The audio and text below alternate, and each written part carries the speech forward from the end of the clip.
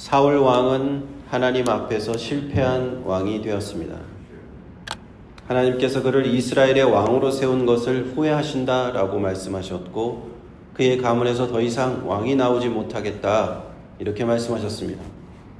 그러나 선지자 사무엘은 실패한 이 사울 왕에 대하여 미련이 있었나 봐요. 그래서 마음 아파하면서 슬퍼합니다. 왜냐하면 자기가 그에게 기름을 부어서 왕으로 세웠기 때문에 아마도 인간적인 연민이 있었을 것으로 보입니다. 안타까움이 있었겠죠. 그렇지만 사울 왕은 하나님께 거듭되는 불순종을 행했고 이제 실패한 왕이 되었습니다. 사울 왕의 실패는요, 그 자신에게만 국한되는 것이 아니라 하나님의 택한 백성들, 이스라엘 백성들을 위기로 몰아넣게 됩니다. 왕이 하나님의 은혜와 축복을 받지 못하는데 그 백성들이 어떻게 영향을 받지 않을 수가 있겠습니까? 리더는 그만큼 중요한 것이죠. 한 가정의 리더가 이제 부모라고 볼 때 아버지, 어머니죠. 이 아버지, 어머니, 부모가 하나님의 은혜를 충분히 받고 축복을 받는 사람이면 그 밑에 자라는 자녀들도 하나님의 복을 받는 것이 또 당연한 것인데 그렇지 않은 경우를 봅니다. 매일같이 알코올 중독에 빠져서 폭력을 휘두르는 그런 부모 밑에서 자란 자녀들을 보면 올바르게 성장하기가 어렵죠. 한 기업의 리더나 한 국가의 리더 또한 마찬가지입니다. 미국의 역사상에 보면은 그리스도인으로서 모범을 보인 대통령 중에서도 아브라함 링컨을 우리가 많이 언급을 하는데요. 링컨은 남북전쟁의 이 위기가 심각해질 때에 침실에서 무릎을 꿇고 하나님께 다음과 같이 기도했다라고 합니다. 주님, 이 나라의 무게가 제 어깨를 짓누릅니다.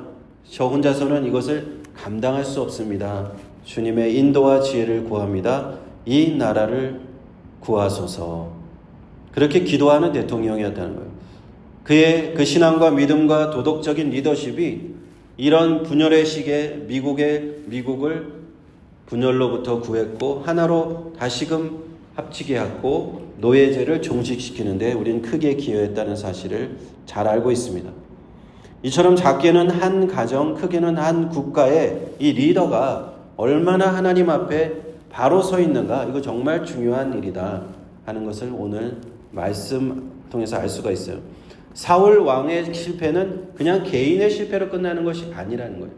하나님이 택하신 그 이스라엘의 백성들, 국가가 위태로워질 수 있는 상황에 처해질 수도 있었다 하는 것이죠.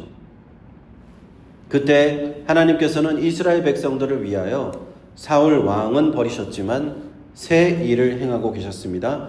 바로 그것은 오늘 본문 말씀에 보이는 새 왕 다윗을 세우시기로 한 것입니다.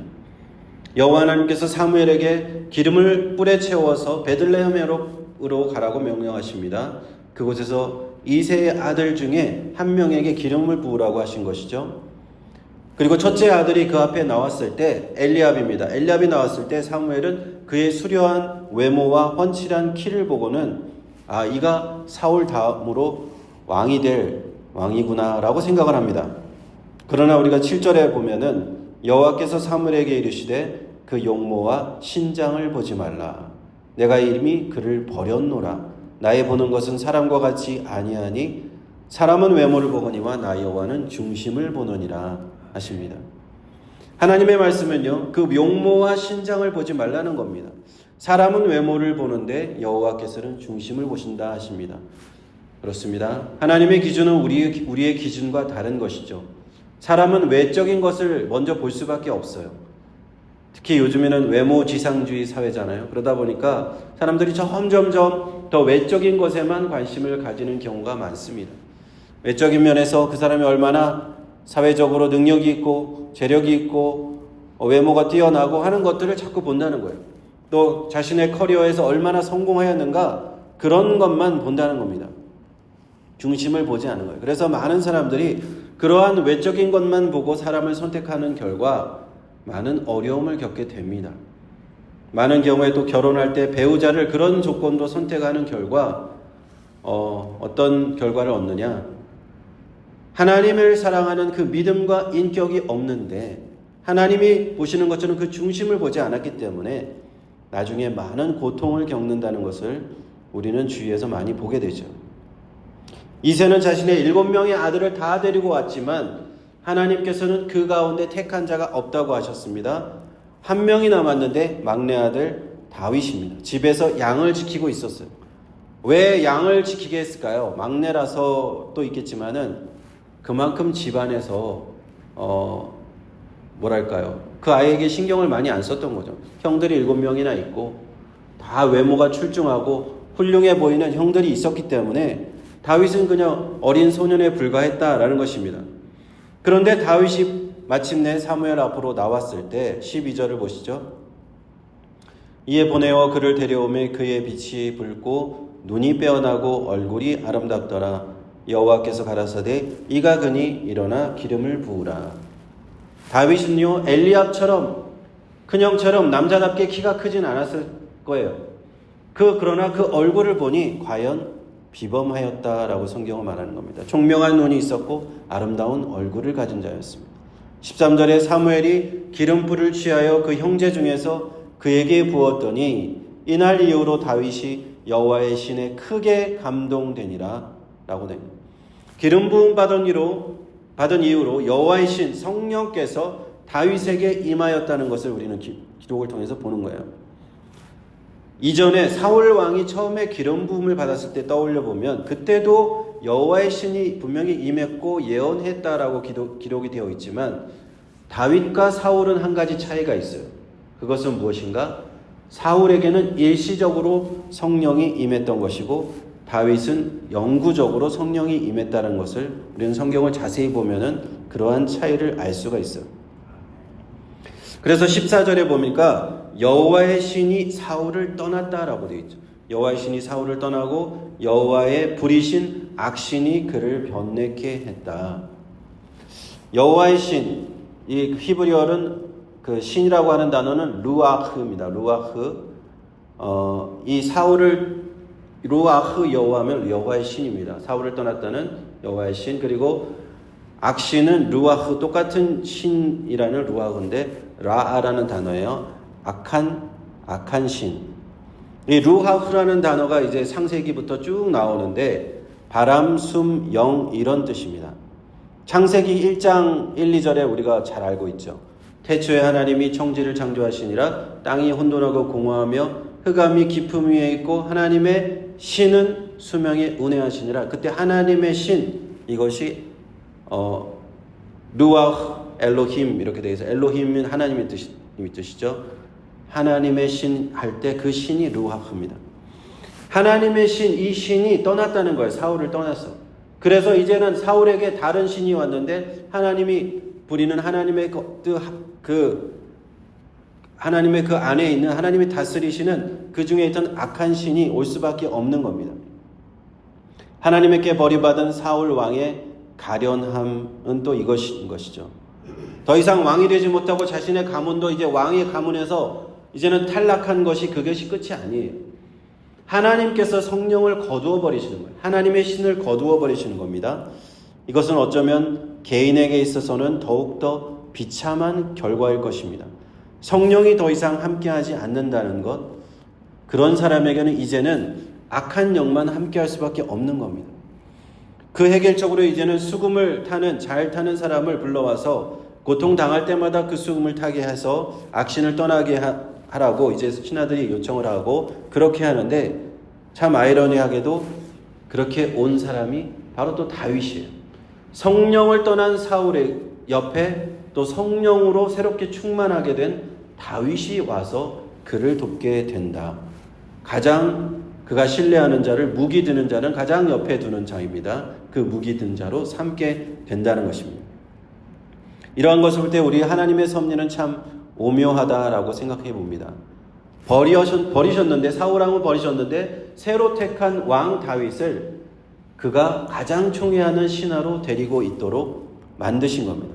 이를 계기로 이제 다윗은 집에서 이세 8번째 아들로서 이제 양이나 치고 있었던 아들이 새 왕이 될 수 있는 어떤 발판을 마련하는 그런 이제 교두보가 될 수 있었던 것이죠. 하나님께서 이렇게 역사하신 겁니다. 이 모든 일 가운데 하나님의 계획하심과 역사하심이 있었다 하는 것을 우리는 알 수가 있습니다.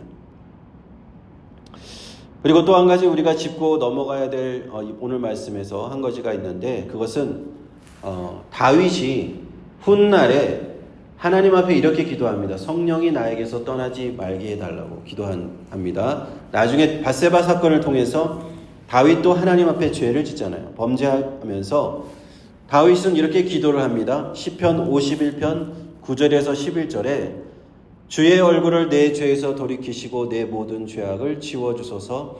하나님이여 내 속에 정한 마음을 창조하시고 내 안에 정직한 영을 새롭게 하소서. 11절에 나를 주 앞에서 쫓아내지 마시고 주의 성령을 내게서 거두지 마소서.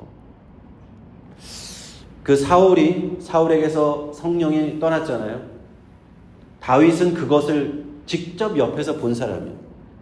사울 왕을 가까이에서 모시고 얼마나 하나님의 영이 떠나게 되면 사람이 비참해지는가, 악한 영에 의해서 그가 얼마나 괴롭힘을 받는가 똑똑히 지켜봤던 사람이에요. 그리고 다윗 자신이 훗날 범죄하게 되었을 때 회개하면서 눈물로 침상을 뜨게 회개하면서 제발 주의 성령을 내게서 거두지 말아달라고 간청을 드린다라는 것입니다. 사울은 그것을 알았던 거예요. 다윗은 그것을 알았던 것입니다. 우리 예수 믿는 하나님의 자녀들에게 이 성령이 함께 하시는 것이 얼마나 중요한 것인가를 알았다라는 것입니다. 데살로니가전서 5장 19절 이하에 성령을 소멸하지 말며 예언을 멸시치 말고 범사에 헤아려 좋은 것을 취하고 악은 모든 모양이라도 버리라. 평강의 하나님이 친히 너희로 온전히 거룩하게 하시고 또 영과 혼과 몸이 우리 주 예수 그리스도 강림하실 때에 흠없게 보존되기를 원하노라 하였습니다. 성령이 소멸한다는 것, 이 헬라어 원문을 보면은 촛불에 우리가 후 불어서 불을 끄는 것과 똑같은 의미예요. 성령을 꺼버린다는 것. 불과 같이 역사하는 성령의 역사가 나에게서 꺼져버리는 잘못을 범하지 말라는 것을 그 데살로니가 전서는 우리에게 경계하고 있는 겁니다. 성령께서 우리 예수 믿는 제자들에게 오셨어요. 개인과 가정과 교회에 이렇게 오셨는데 불꽃처럼 활활 타올라야 될 줄로 믿습니다. 성령이 우리를 떠나시면 안 돼요. 성령이 우리를 떠나시면 이 사울과 같이 하나님의 영을 떠나는 그 빈자리는 세상의 영, 악한 영으로 채워질 수밖에 없기 때문입니다. 그러므로 우리는 이것을 위해서 기도해야 될 줄 믿습니다. 기도함으로 성령이 우리에게 지속적으로 불꽃처럼 임하여 주시옵소서, 충만하여 주시옵소서. 그럴 때 우리 개인과 가정과 우리 교회가 하나님의 축복받는 개인과 가정과 교회가 될 줄로 믿습니다. 우리가 만일 성령을 근심하게 한 일이 있다면요, 다윗처럼 회개하면 돼요. 사랑과 자비의 하나님, 우리를 죄를 용서하여 주시고 다시금 성령의 불길을 충만히 부어주옵소서. 우리는 기도하면 될 줄로 믿습니다. 우리 한 해가 다 가고 있습니다. 이제는 이렇게 하나님 앞에 기도하며 나아갑시다. 하나님, 우리에게 다시금 성령 충만하게 하여 주옵소서. 우리 개인에게, 가정에게 우리 하나님께서 역사하여 주셔서 성령의 불꽃 타오르게 하여 주옵소서. 우리 죄가 있다면 주님 앞에 고백하고 또 이 시간 나아갈 수 있는 저와 여러분 모두가 되시기를 축원합니다. 함께 기도하겠습니다.